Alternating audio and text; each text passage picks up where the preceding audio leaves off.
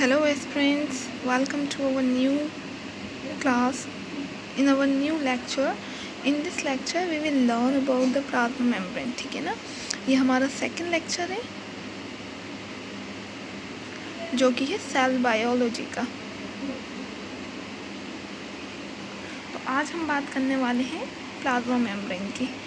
इससे पहले वाले टॉपिक में हमने आपको प्लाज्मा मेम्ब्रेन के कुछ थोड़े बहुत फंक्शन बताए थे कि प्लाज्मा मेम्ब्रेन एक्चुअली होती क्या है, प्लाज्मा मेम्ब्रेन के कंपोनेंट्स क्या क्या होते हैं। तो आपने पढ़ा था प्लाज्मा मेम्ब्रेन, आपको इससे पहले बताया गया है क्या कि प्लाज्मा मेम्ब्रेन जो है ये एक तरह से एक बैरियर की तरह वर्क करता है। बैरियर मतलब क्या कि एक बैरियर की तरह वर्क करता है जो एक्सोप्लाज्म और एंडोप्लाज्म मतलब सेल का एक्सटीरियर और इंटरनल जो पार्ट है उन्हें अलग करता है। ठीक है ना, तो किसी भी सेल को पढ़ने के लिए हमें सबसे पहले हम उसके सेल मेम्ब्रेन या प्लाज्मा मेम्ब्रेन पर बात करते हैं।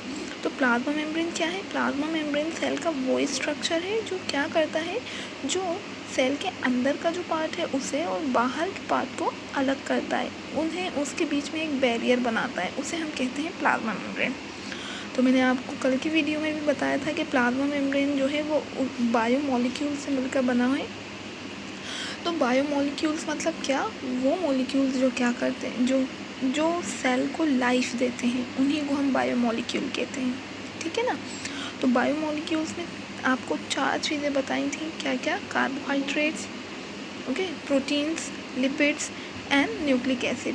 तो आपको ये चीज़ पता होनी चाहिए, ये आपको कल भी बताया गया था कि प्लाज्मा मेम्ब्रेन जो है उसमें आपको लिपिड्स मिलेंगे।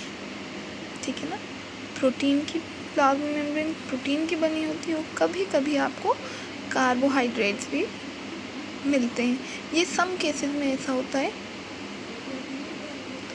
इन सम केसेस।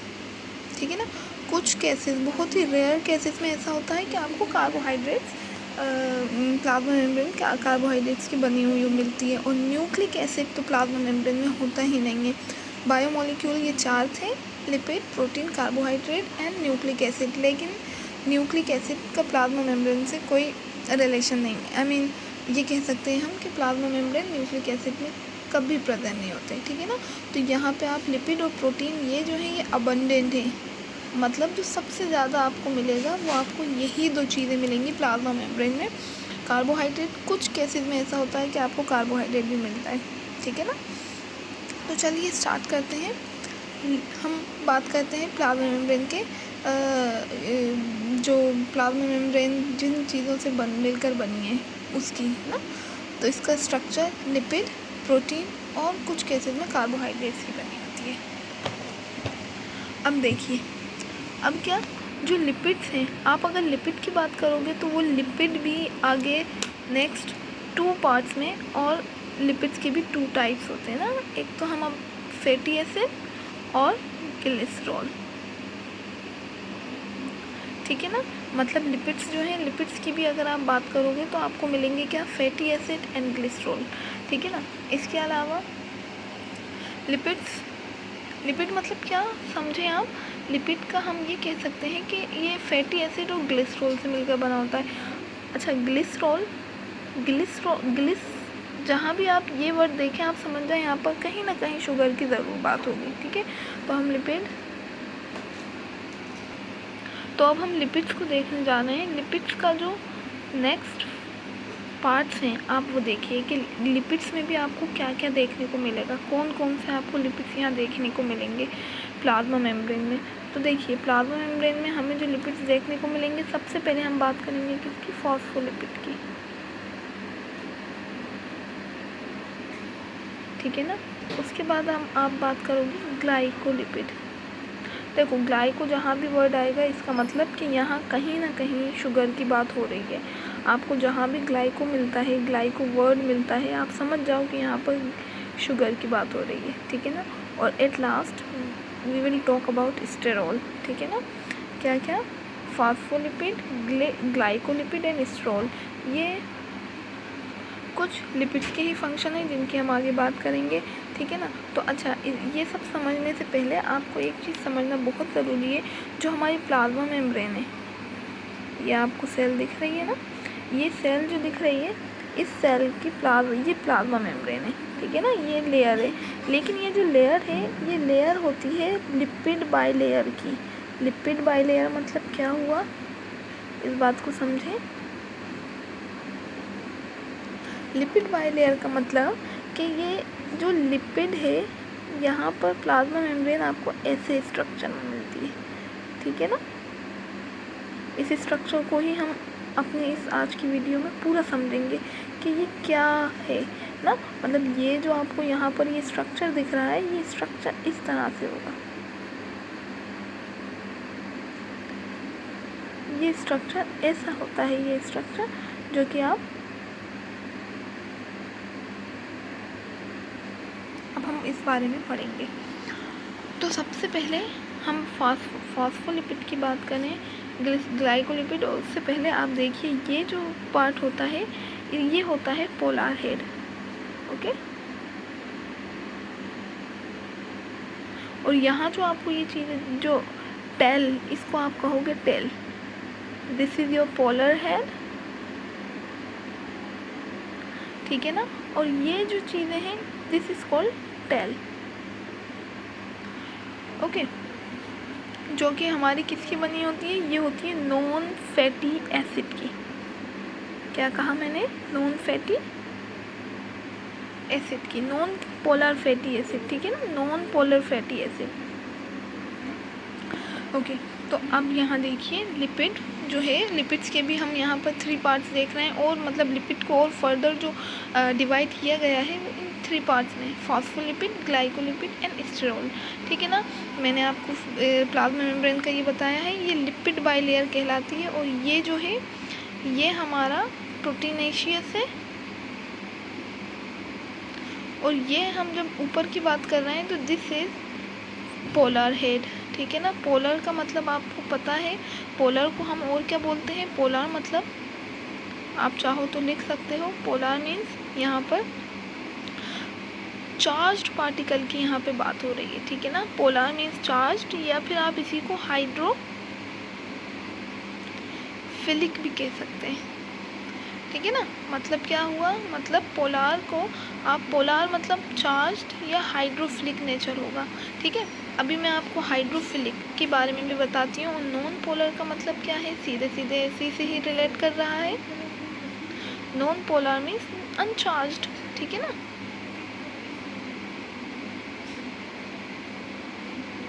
अनचार्ज्ड और हाइड्रोफोबिक मॉलिक्यूल्स, देखिए अनचार्ज या हाइड्रोफोबिक मॉलिक्यूल्स जो हैं वो नॉन पोलर हैं। और पोलर की अगर हम बात करें तो चार्ज और हाइड्रोफिलिक। अब इसके आगे बढ़ने से पहले आपको ये बात बिल्कुल क्लियर होनी चाहिए, आप हाइड्रोफोबिक और हाइड्रोफिलिक से समझते क्या है। देखिए, what is hydrophilic and hydrophobic. यहाँ पर ये जो है हाइड्रोफोबिक से आपसे क्वेश्चन पूछा गया है कि आप हाइड्रोफोबिक मीन्स व्हाट और हाइड्रोफिलिक मतलब क्या। तो अक्सर बच्चों का क्वेश्चन क्या आ जाता है, फोबिक मतलब यहाँ पर आप कहेंगे कि वाटर लविंग, ठीक है ना। और वाटर हेटिंग मतलब वो चीज़ें जो वाटर से दूर जाती हैं, हम उन्हें हाइड्रोफोबिक कहते हैं।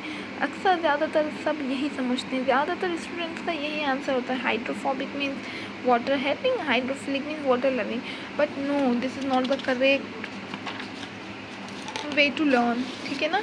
ये क्वेश्चन आपसे इंटरव्यू में पूछा गया है। नेट एस्पिरेंट जो हैं ये समझ लें कि ये छोटी छोटी बातें भी हमें पता होना चाहिए, हाइड्रोफोबिक और हाइड्रोफिलिक, ठीक है ना। तो देखिए, हाइड्रोफोबिक और हाइड्रोफिलिक में क्या डिफरेंस है। हाइड्रोफोबिक इंट्रैक्शन को अगर हम बात करें तो हाइड्रोफोबिक क्या है, एक तरह से ये एक ऐसा क्लोज्ड एसोसिएशन है, ठीक है ना। आप चाहो तो इसको लिख भी सकते हो। Hydrophobic interaction means what, hydrophobic interaction कि it is the closed relationship या closed association. The the closed association of known polar bodies.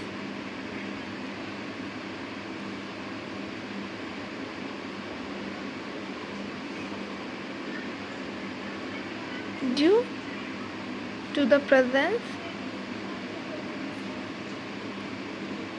of water.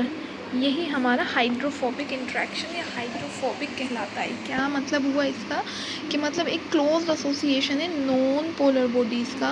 Non polar body मतलब आप समझ रहे हैं कि अनचार्ज पार्टिकल्स का, अनचार्ज बॉडी का जो क्लोज्ड एसोसिएशन हो रहा है किसकी प्रेजेंस में, वाटर की प्रेजेंस में, उसी को ही हम क्या बोलते हैं, हाइड्रोफोबिक इंट्रैक्शन कहते हैं। ठीक है ना, ये बात समझ में आई। तो आपको पता है होना चाहिए। देखिए जो आपका हाइड्रोफिलिक है, हाइड्रोफिलिक टोटली क्या है आपका, हम बात करें अगर हाइड्रोफिलिक की, ओके ना, हाइड्रोफिलिक की अगर आप बात करो तो हाइड्रोफिलिक मतलब इसी को हम पोलार भी बोल रहे हैं और चार्ज्ड पार्टिकल। तो ये जो पोलार और चार्ज पार्टिकल हैं ये भी टू टाइप के होते हैं। एक होता है कैसा कि पार्शियल अनचार्ज, ठीक है ना, पार्शियल चार्ज बॉडी, और एक होती है क्या, आयंस,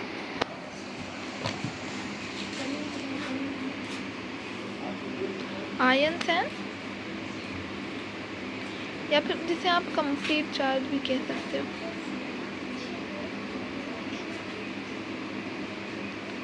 ठीक है ना, बात समझ में आ रही है। देखो पार्शियल चार्ज और आयंस या कंप्लीट चार्ज। तो पार्शियल चार्ज जैसे कि हम बात करें वाटर की, तो वाटर में आपको पार्शियल चार्ज कैसा मिलता है, जैसे आपको फुल चार्ज नहीं मिलेगा। यहाँ पर हाइड्रोजन का एक मॉलिक्यूल आपको मिल रहा है, या ऑक्सीजन और हाइड्रोजन, ये जो है ये पार्शियल चार्ज है। ठीक है ना, यहाँ पर आपको हाइड्रोजन पर यहाँ पे आपको पार्शियल चार्ज मिलेगा। वहीं अगर हम बात करें पोटेशियम की तो you will get the complete charge. Okay, ऐसे ही अगर आप मैग्नीशियम की बात करो तो you will get the complete charge. Okay, if you are talking about the sodium तो it will be the complete charge. तो यहाँ हाइड्रोफिलिक मतलब पोलर और चार्ज पार्टिकल जो भी होंगे वो हाइड्रोफिलिक है, और इन हाइड्रोफिलिक को भी टू पार्ट्स में डिवाइड कर दिया गया है। क्या है वो, पार्शियल चार्ज और आयन या कंप्लीट चार्ज। ओके, तो पार्शियल चार्ज मतलब कि जैसे कि वाटर है, वाटर पे कंप्लीट चार्ज नहीं है, कुछ थोड़ा बहुत हमें यहाँ पर क्या मिलेगा, पार्शियल चार्ज मिलेगा। जैसे हाइड्रोजन पर हमें नेगेटिव तो ऑक्सीजन पर आपको पॉजिटिव चार्ज मिलेगा। ठीक है ना, तो ये है आपका हाइड्रोफिलिक और हाइड्रोफोबिक इंट्रैक्शन। ठीक है, ये बात क्लियर हुई। अब आप आगे देखते हैं, अब हम बात करेंगे लिपिड्स के डिवीजन की। ठीक है ना, क्या क्या लिपिड्स के टाइप्स हैं, और लिपिड्स आपको ये बात भी पता होनी चाहिए कि मोस्ट अबंडेंट मतलब प्लाज्मा मेम्ब्रेन में जो सबसे ज़्यादा मिलता है वो क्या है, लिपिड्स है। ठीक है ना, सबसे ज़्यादा जो चीज़ आपको प्लाज्मा मेम्ब्रेन में मिलती है वो क्या है, लिपिड है। ठीक, अब तो फॉस्फोलिपिड जो है, लिपिड जो है उसके भी आप 3 टाइप्स में देखेंगे। क्या क्या, फॉस्फोलिपिड, ठीक है ना, फिर हम देखेंगे ग्लाइकोलिपिड,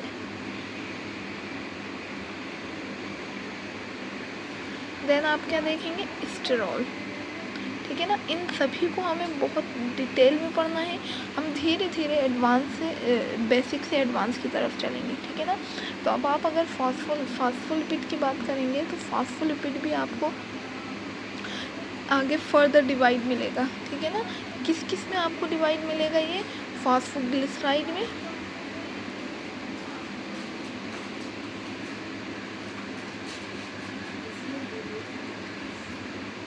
ओके, और एक और अगर हम बात करें तो फॉस्फोग्लिसराइड एंड स्फिंगोलिपिड।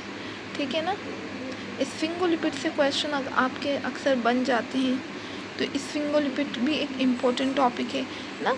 तो लिपिड के हमने यहाँ पर 3 पार्ट देखे हैं, phospholipid, glycolipid and sterol. Okay, again phospholipid is further divided into 2, क्या क्या, फॉस्फोग्लिसराइड एंड स्फिंगोलिपिड। ठीक है, यहाँ पर आप चाहें तो फॉस्फोग्लिसराइड को एक और नेम से आप कह सकते हैं, क्या, ग्लिसरोफॉस्फाइड।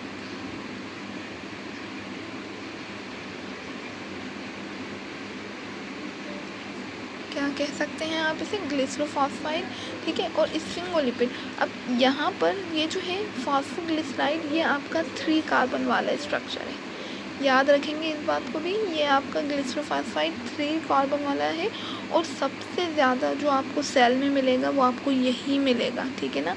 मेजरली आपको जो सेल में आपको लिपिड मिलेगा वो यही मिलेगा। ये आपका एक याद रखने वाला क्वेश्चन है, ठीक है ना। आपको ये पॉइंट याद रखना है कि सबसे ज़्यादा लिपिड जो प्लाज्मा मेम्ब्रेन में मिलता है वो क्या है, ग्लिसरोफॉस्फाइड या फॉस्फोग्लिसराइड, ठीक है ना। ये आपको पता होना चाहिए कि 3 कार्बन वाला एक है, ठीक। अगर हम बात करें स्फिंगोलिपिड की, तो हम यहाँ से भी क्वेश्चन बन जाता है कि स्फिंगोलिपिड है क्या।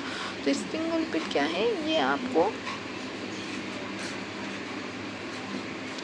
ज़्यादातर आपको ये नर्व सेल में मिलेगा, ठीक है ना। कहाँ मिलेगा आपको, ये नर्व सेल्स में मिलता है, ठीक है। तो जहाँ ये क्वेश्चन पूछा जाता है स्फिंगोलिपिड से रिलेट कर, तो वह क्वेश्चन आपको मिल सकता है, ठीक है। तो स्फिंगोलिपिड के बारे में आपको पता होना चाहिए कि ये कहाँ, इसका जो लोकेशन है वो आपको कहाँ मिलेगी, ये हमें मिलेगी नर्व सेल में, ठीक है ना। तो इसके बारे में हम अभी आगे और बात करेंगे।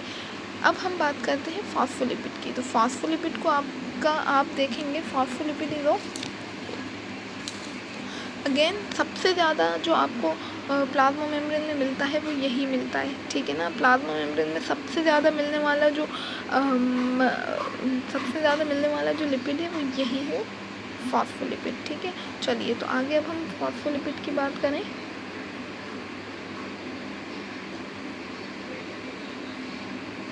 हाँ जी, तो फॉस्फोलिपिड को आप देखोगे, ये इसके बारे में अगर हम कुछ पॉइंट्स देखें तो आपको बताना चाहेंगे क्या, कि ये जो है ये क्या है, फॉस्फो कंटेनिंग है, ठीक है ना।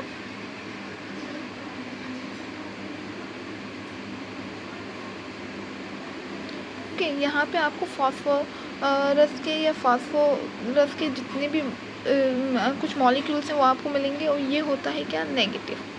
नेचर में ये नेगेटिव होगा डीएनए की तरह, ठीक है। लाइक डीएनए, ये भी कैसा होता है, नेगेटिव होता है, ठीक है ना। और क्यों होता है नेगेटिव, इसलिए होता है क्योंकि यहाँ पर डीएनए है, और डीएनए नेगेटिव है। तो डीएनए नेगेटिव क्यों है, डीएनए नेगेटिव इसलिए है क्योंकि डीएनए में आपको क्या मिलते हैं, फॉस्फोलिपिड्स मिलते हैं, ठीक है ना। डीएनए में फॉस्फोलिपिड होते हैं, जिसकी वजह से ये कैसा होता है, नेगेटिव होता है, ठीक है ना। बात समझ में आ रही है, ठीक। अब आप देखो फॉस्फोग्लिसराइड की और या ग्लिसरोफॉस्फाइड को हम देखें, ठीक है ना।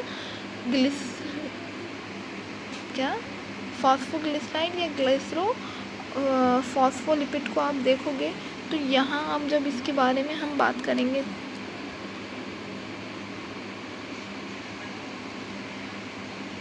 यस,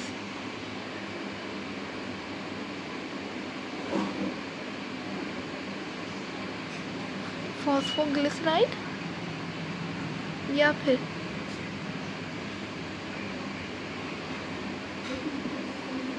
ग्लिसरोफॉस्फोलिपिड, जब आप इसकी बात करोगे तो हम आपको बताना चाहेंगे यहाँ पर ये जो फॉस्फोग्लिसराइड है, इसमें आपको क्या क्या मिलेगा, देखिए। तो आपको सबसे पहले फैटी एसिड, ठीक है ना। उसके बाद आपको मिलेगा क्या, अल्कोहल या ग्लिसरॉल और अल्कोहल, ठीक है ना। Then you will find phosphate, और फिर ठीक है ना। तो ये फॉस्फोग्लिसराइड या ग्लिसरोफॉस्फेट के जो लिपिड है उसमें आपको ये कुछ चीज़ें देखने को मिलती हैं। किस के क्या क्या देखने को मिलेगा आपको, फैटी एसिड, ग्लिसरॉल और अल्कोहल या और फॉस्फेट, ठीक है ना। चलिए, तो अब हम आगे देखते हैं। तो अब हमारा जो नेक्स्ट, देखिए, हमने अभी फॉस्फोलिपिड की बात की थी, ठीक है ना। अब हम बात कर रहे हैं फॉस्फोग्लिसराइड या फॉस्फोलिपिड की बात की थी। इस फॉस्फोलिपिड में ही अब हम बात करेंगे किसकी, स्फिंगोलिपिड के बारे में आप देखेंगे। तो जो स्फिंगोलिपिड है,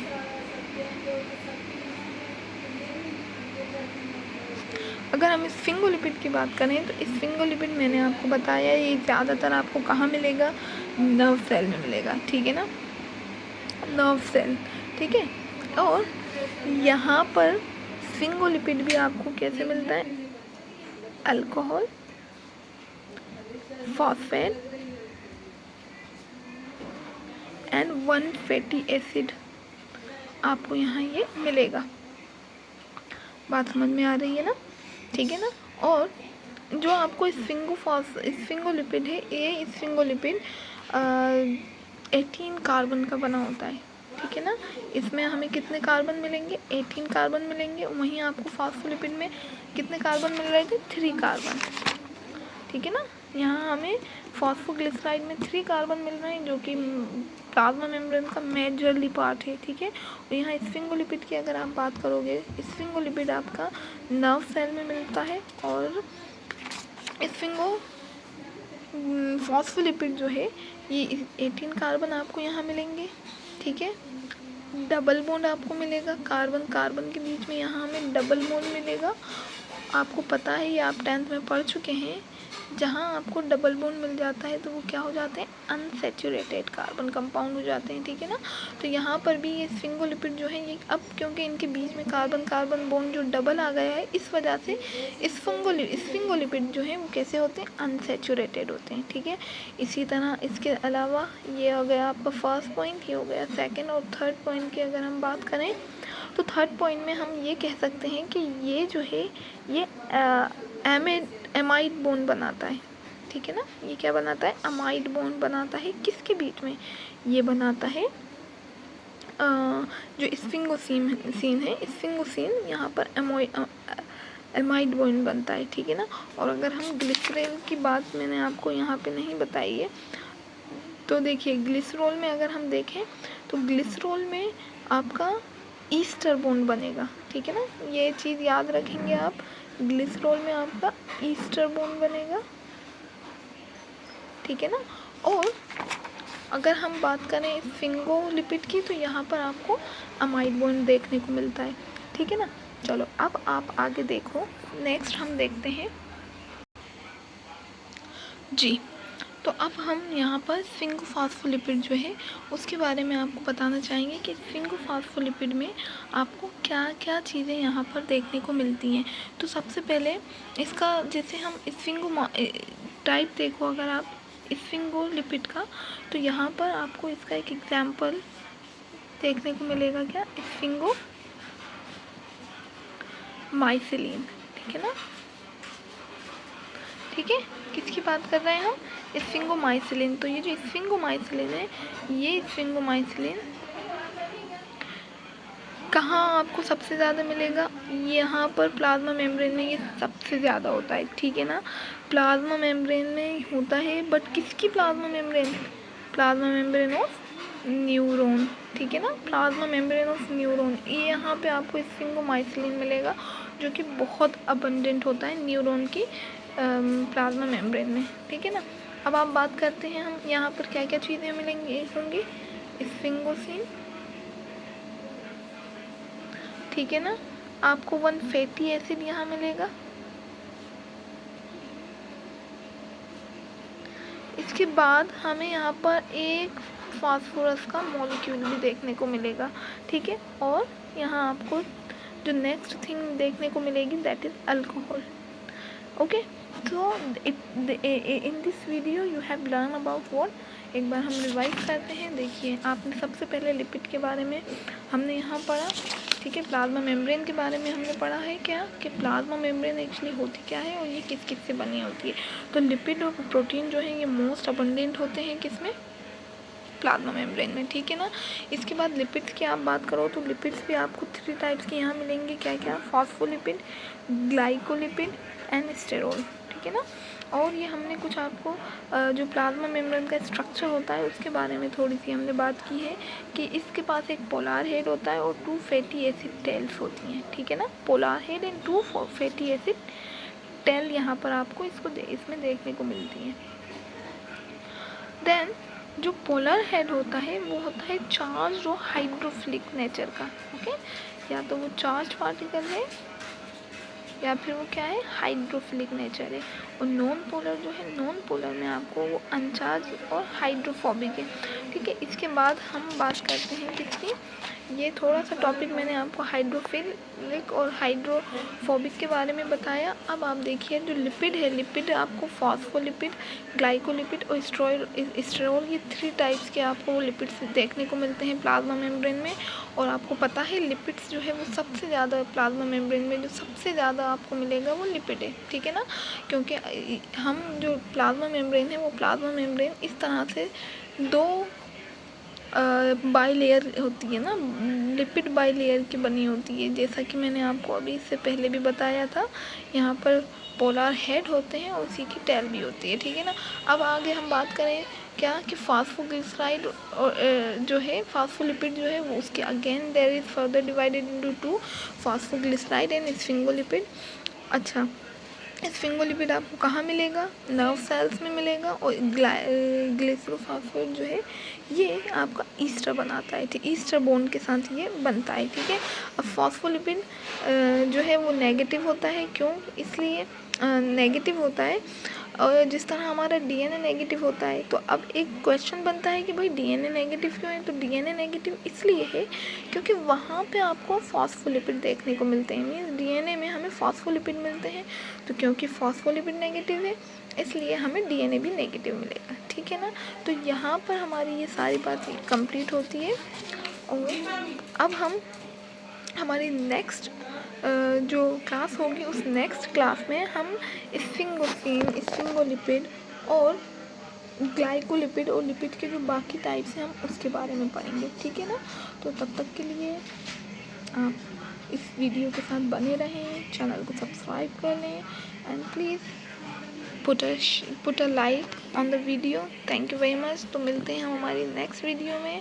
टिल देन गुड बाय। और इसी तरह CSIR नेट के लिए आप प्रिपरेशन करते रहें, because you know it is very very tough. और हाँ, हमने जो है फर्स्ट जो क्लास थी उसमें मैंने आपको कट ऑफ नहीं बताया था।